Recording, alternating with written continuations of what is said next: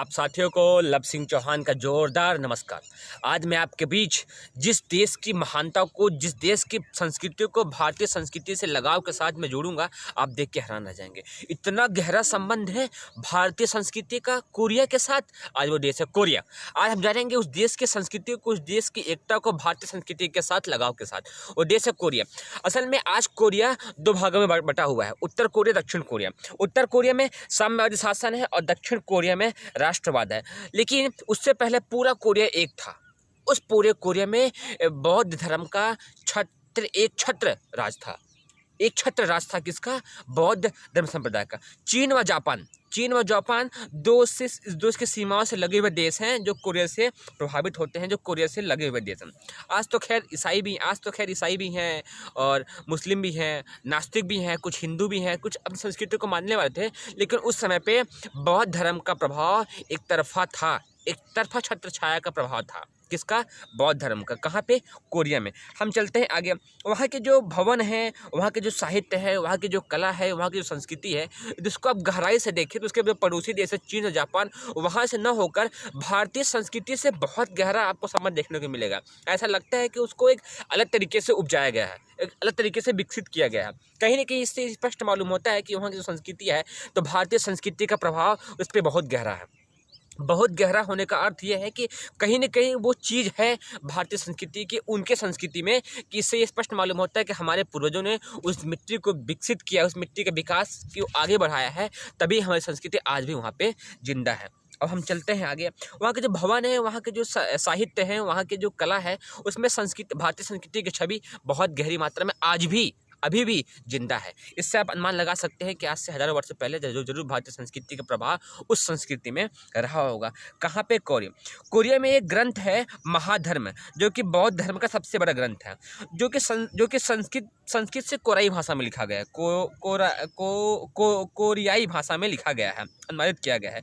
लकड़ी के प्रेस में उसको छापा गया है और वो इतना विशाल है, इतना अद्भुत है कि उसकी विश्व के बड़े ग्रंथों में, उसके महान ग्रंथों में तुलना आज भी हम कर सकते हैं। किसकी? महाधर्म ग्रंथ की।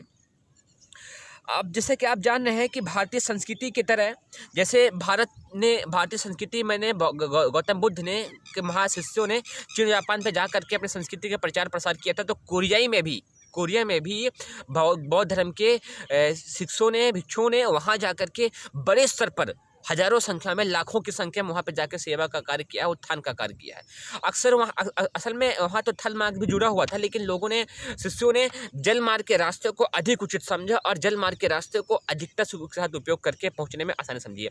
कुछ ऐसे इतिहासकारों को वर्णन है जिसमें बताया गया है कि 700 शिष्यों ने एक साथ जल की यात्रा, नाव की सवारी में एक साथ की है और बड़ी संख्या में जाकर के वहाँ प्रचार प्रसार का काम किया है। कहाँ पे? कोरिया में। आप समझ रहे हैं गौतम बुद्ध ने कितनी बड़ी संख्या में कार्य किया है। अभी आप हम और चलते हैं आगे। वहाँ की जो एक लिपि है, वो लिपि है हांगडेल। कहाँ की? कोरियाई की।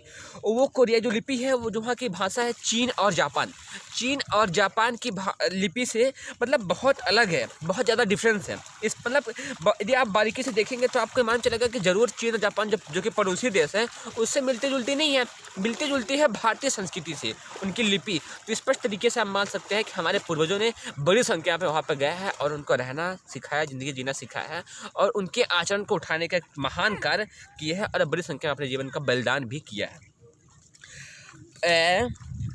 और जो ये लिपि है, उसमें मुख्य रूप से भारतीय संस्कृति और भारतीय संस्कृति का जो ध्यान पद्धति है, इसका सारा लेकर के इस लिपि को बनाया गया है। कौन सी लिपि? हांगेडल। और हम चलते हैं आगे। सन 552 में जो कोरिया के नरेश थे, उनका नाम था सिमाई।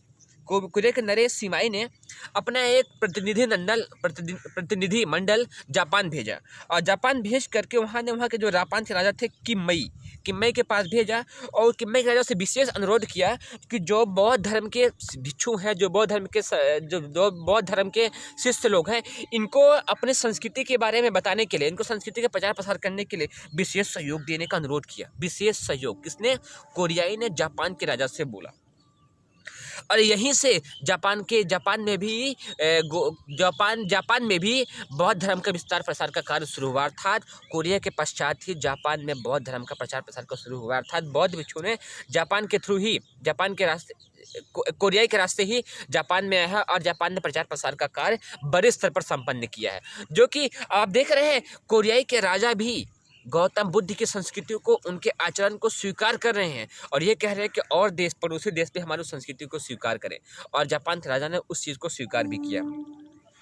असल में क्या था कि जो उस समय जो कोरिया था वो आर्थिक दृष्टि से मजबूत था, सांस्कृतिक दृष्टि से मजबूत था। इसीलिए उसका धर्म था कि वो अपने पड़ोसी देश चीन और जापान को भी उठाने का महान कार्य करे, इसीलिए वो अपना काम करता था। असल में कोरिया का जो व्यापार था उस टाइम में तिब्बत, चीन, जापान, भारत और ईरान जैसे बड़े बड़े देशों में अपना वो कार्य व्यापार को सबको देख रेख कर करता था, इसीलिए उसको फाइनेंशियली भी, आर्थिक रूप से भी मजबूत था और उस देश की महानता भी बड़ी थी, सांस्कृतिक दृष्टि से भी बड़ी थी।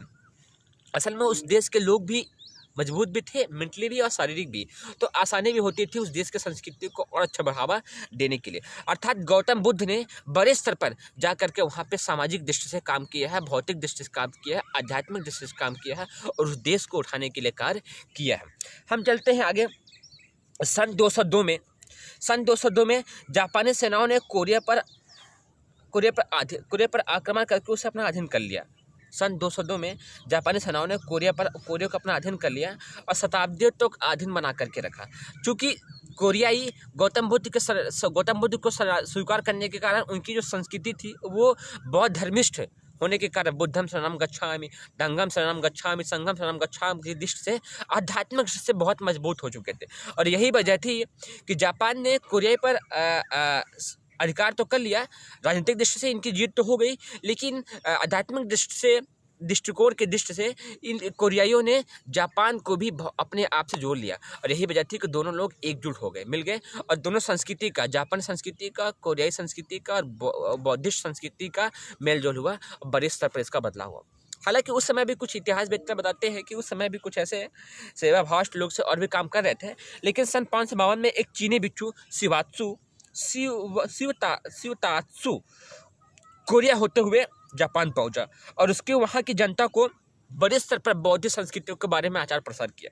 और क्योंकि बौद्ध धर्म में संस्कृति अहिंसात्मक थी, आध्यात्मिक थी, उच्च स्तरीय थी, बड़े उद्देश्यों को लेकर कार्य करने वाली थी, व्यक्ति विशेष को छोड़ करके वसुधैव कुटुंबकम के भाव को जिंदा करने वाली थी, तो उन्होंने बहुत जल्द, बहुत कम समय के अंदर चीन, जापान और कोरियाई दोनों देशों को मिली जुली संस्कृति में भी बौद्धिस्ट धर्म संस्कृति का विस्तार कर दिया। हालांकि इससे पहले भी बड़े स्तर पर भारतीय संस्कृति का प्रचार प्रसार उस समय था। आपको पता है बौद्ध धर्म संस्कृति का प्रचार भी भारतीय संस्कृति से हुआ, अर्थात बौद्ध धर्म से पहले भी भारतीय संस्कृति ने चीन, Japan, Korea, Bharat, Tibet, Iran, Iraq में सब देशों में बड़े स्तर पर कार्य किया।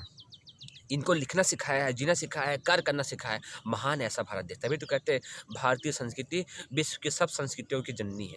भारतीय संस्कृति सबसे पुरानी संस्कृति जननी है। हमें स्वीकार करना चाहिए संस्कृति को, इसलिए नहीं कि इसमें मंत्र अधिक है, श्लोक अधिक है, इसलिए कि इसका जीना, भारतीय संस्कृति हमें जीना सिखाती है, आचरण सिखाती है, एक पद्धति सिखाती है कि इंसान को कैसा होना चाहिए और जो हमें संस्कृति से दिया है उसको हम जितना चुका सके उतना कर्म है। और इसीलिए हमें सब देश एक साथ मिल करके भारतीय संस्कृति को एक साथ स्वीकार करना चाहिए, इसकी गरिमा को, इसकी महानता को एक साथ स्वीकार करना चाहिए। और हम धन्य हैं, हम ऋणी हैं संस्कृति के। मैं तो किस्मत वाला हूँ वो व्यक्ति जिसने संस्कृति को जन्म में अपने खून में बसा लिया है और मैं चाहता हूँ संस्कृति का विस्तार बहुत गहरे स्तर पर हो, हर व्यक्ति संस्कृति को स्वीकार करे। इसलिए नहीं कि हम हिंदू हों, इसलिए कि हमें मनुष्य बनना है, हमें सिखाती है भारतीय संस्कृति। और यदि हम मनुष्य बन सके तो मनुष्य के काम आएगा और धरती स्वर्ग जैसी हो जाएगी। तो आपने समझा होगा इस वीडियो में कोरिया का भारतीय संस्कृति से कितना गहरा संबंध है, कितने बड़े स्तर पर बौद्धिस्ट ने कोरिया में काम किया है। आज भी भारतीय संस्कृति वहाँ की विशालकाय बिल्डिंगों में, विशालकाय मंदिरों में, विशालकाय साहित्यों में, विशालकाय कलाकारिताओं में सब जगह स्पष्ट देखने को मिलती है। अर्थात भारतीय संस्कृति की छवि, भारतीय संस्कृति के पूर्वजों ने बड़े स्तर पर कोरिया के विकास के लिए बलिदान किया है। उम्मीद है आप सबको ये वीडियो पसंद आया होगा। मेरा बताने का मात्र एक उद्देश्य था कि कोरिया और भारत के प्राचीन संबंध बहुत गहरे हैं। वहाँ की मिट्टी में हमारे पूर्वजों ने बहुत बड़े स्तर पर बलिदान किया है। वहाँ की मिट्टी हमारा अपना खून है, वहाँ के लोग हमारे अपने हैं, उन सबको हम स्वीकार करते हैं। उम्मीद है आप सबको बहुत बहुत धन्यवाद। ये वीडियो पसंद आया होगा। मुझसे कोई गलती हुई हो तो आप मुझे व्यक्तिगत रूप से क्षमा करें। आप सबको बहुत बहुत धन्यवाद।